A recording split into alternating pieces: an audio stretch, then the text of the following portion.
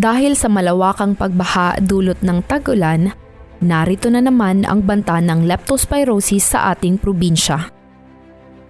Ano nga ba ang leptospirosis? Ang leptospirosis ay dulot ng Leptospira bacteria na nakukuha mula sa ihi ng mga infected na hayop na maaaring makakontamina sa lupa at tubig. Paano na ipapasa ang leptospirosis? Pagtalsik ng kontaminadong tubig o ihi sa mata, ilong o bibig.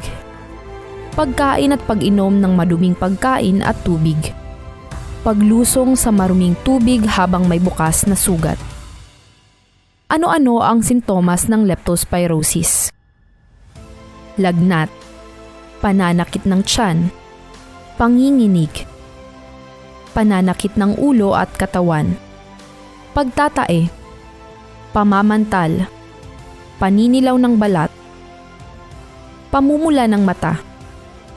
Ang leptospirosis ay maaaring makapinsala sa bato, utak at atay kapag hindi naagapan.